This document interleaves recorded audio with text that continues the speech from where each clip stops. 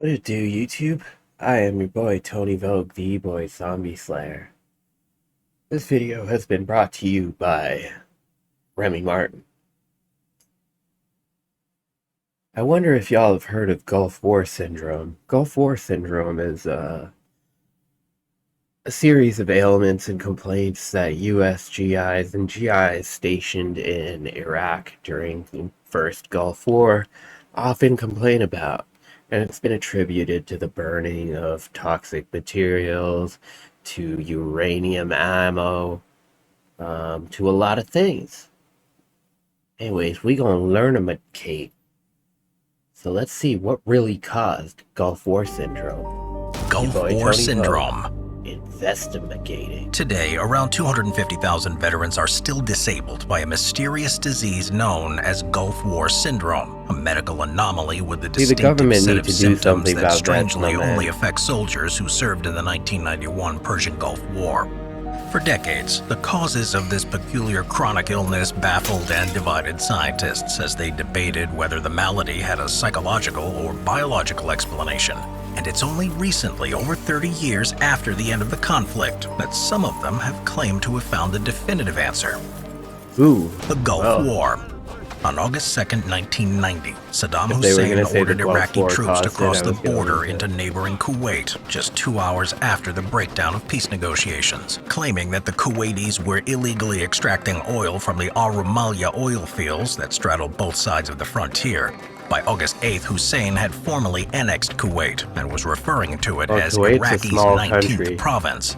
In response, a 956,000 Everything we see in terms of Middle Eastern geopolitics today can be traced back to Saddam annexing Kuwait and threatening to kill George Bush Jr.'s father.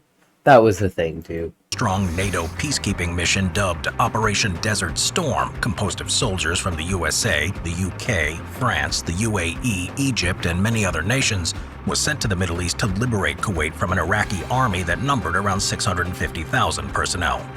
On the morning of January 17, 1991, Operation Desert Storm commenced with a devastating U.S. airstrike targeting Iraqi air defenses, communication relays, weapon factories, and oil refineries. Following a 5-week campaign of aerial bombardment, NATO ground troops would finally make an appearance on February 24th for Operation Desert Saber, where they were ordered to make incursions into Kuwait and southern Iraq.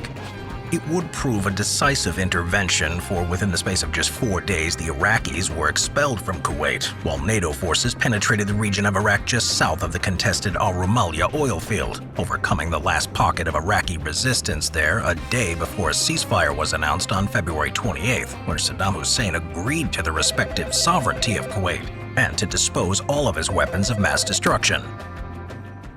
Gulf War Syndrome and symptoms. Although the war had officially ended, for many Gulf War participants on both sides, it would mark the start of another, more personal battle. With the ink barely dried on the armistice documents, many veterans began to contract a diverse catalog of perplexing symptoms, ranging from cognitive issues like depression, forgetfulness, loss of focus, and insomnia, to physiological problems such as headaches, fatigue, back pain, as well as respiratory and gastrointestinal disorders. 6 months after the war came the release of the first documented cases of Gulf War Syndrome from the US, the UK, Canada, Australia, and Denmark.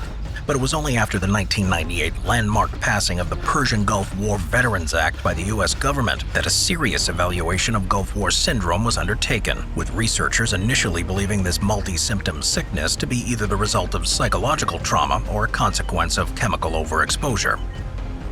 Explanations: psychological or biological? Psychological stressors. Biological. I mean, there's a lot of psychological factors as this video is going to get into, and those are pretty Among the first explanations offered for Gulf War Syndrome was that similar to post-traumatic stress disorder, or PTSD, suggesting it was a psychological disorder arising from the stresses of combat, with advocates pointing to the well-established fact that traumatic experience could cause a multitude of psychological and biological side effects. It's true that although the Gulf War was brief, it was just as violent as many other conflicts. A survey of thousands of combatants revealed that they were most distressed when witnessing the death or injury of an enemy soldier, being attacked by enemy fire, or seeing a comrade wounded or killed in front of their eyes. While many captured U.S. Marines have related how they were brutally tortured by Iraqis and were routinely electrocuted, beaten, and struck with canes, pieces of wood, and improvised whips. The psychological argument, however, has largely been dismantled by an avalanche of research, which indicates that even the most extreme combat-related psychological stressors were not significantly associated with Gulf War syndrome. To add to this, rates of PTSD were found to be much lower in Gulf War veterans, while the vast majority of Gulf War syndrome sufferers were not found to have a psychiatric illness. However, interestingly enough, combat stress was found to exacerbate the side effects of chemical exposure, a phenomenon that more convincingly explains the causes of Gulf War syndrome. Chemical exposure. Throughout the short duration of the... Who do you think used more chemicals in Iraq? Saddam or Herbert Walker Bush? Gulf War, combatants were consistently exposed to harmful chemical substances that could come in a variety of forms. Perhaps the most easily recognizable for their smoke plumes could be seen for hundreds of kilometers were the poisonous gases that emanated from over 750 oil well fires, such as dioxin, which if inhaled in great amounts could cause skin rashes, fatigue, headaches, and insomnia. Next were pesticides employed to kill the swarms of dangerous insects that resided in the Persian Gulf and to prevent the spread of sandfly fever, a disease that affected around 60% of British and U.S. troops. Issued with sprays, creams, and liquids for use on the skin, uniforms, and bedding, as well as crates full of pest strips, 15 of these products actually contained toxins that were detrimental to human health, with the U.S. Army estimating that as many as 40,000 soldiers may have been overexposed to pesticides such as pyrethroids, which were applied to uniforms up to 30 times a month, organochlorines, a neurotoxin used to kill lice, and diethyltoluamide, more commonly known as DEET, the most frequently used insect repellent for the skin that was also known to damage plastic materials. Furthermore, in order to safeguard troops from possible chemical attacks, soldiers were obliged to carry with them packets with 21-pyridostigmine bromide pills in order to reduce the effects of exposure to nerve agents. Although the recommended dose was 30 milligrams every 8 hours for a time period of 72 hours, followed by a 24-hour break, troops often ignored it and took it constantly after widespread reports of dead sheep, goats, and camels convinced many that the Iraqi invaders were actively using chemical weapons. Numbering over 5.3 million doses, a reported 250,000 NATO personnel took PB tablets, which, if injected too frequently, can cause side effects that mirror the symptoms. Expose. I mean, those oil pit fires, the hazardous chemicals, of Gulf War syndrome. The pharmacology. Another hazardous substance that Gulf War servicemen and women also had to contend with was depleted uranium, which could be found in low levels in spent munitions, since it was known to increase the penetrative effectiveness of projectiles, and as a layer on heavily armored tanks because it was also prized for its protective qualities.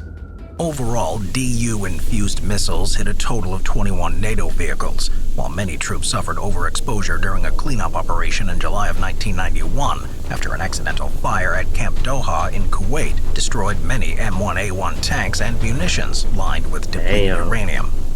Lastly, low-level exposure to sarin, a nerve agent first synthesized in Germany in the 1930s, as well as mustard gas, a staple of chemical warfare created in 1822 I think that's against the Geneva and widely Convention. used in the First World War, have been pointed to as a possible high-risk factor for Gulf War syndrome.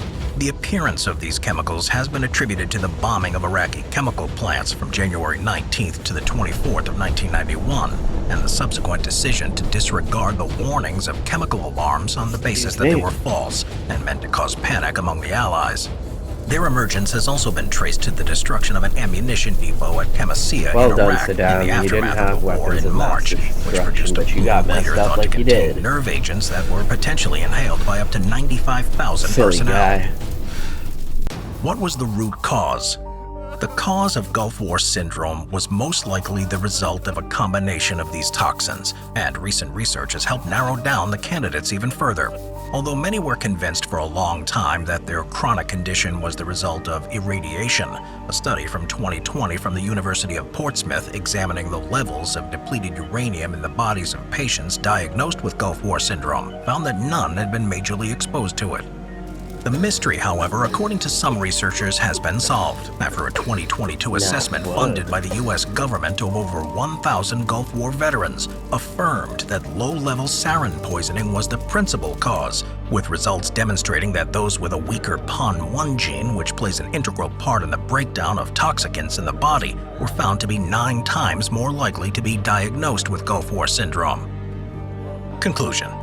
Although the authors of the 2022 paper claim they have solved the puzzle of Gulf War syndrome, it will take further evaluations to fully confirm their findings. Nevertheless, it represents a watershed moment for those whose lives have been ruined by this debilitating disease.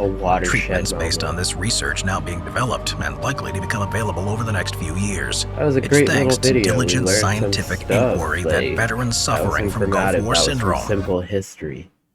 I am your boy Tony Vogue, and shout out to all the veterans. Gulf War syndrome.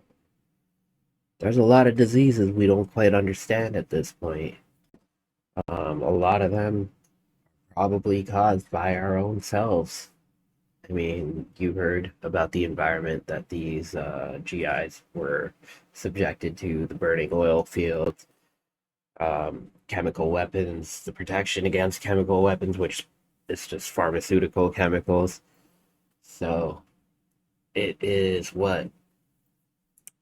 40 years since the first Gulf War. I may be off here. We're in 2022. Within 40 years, you know what I mean? But we're seeing the effects now. So think about what we're going to see from the wars that are currently going on in the world.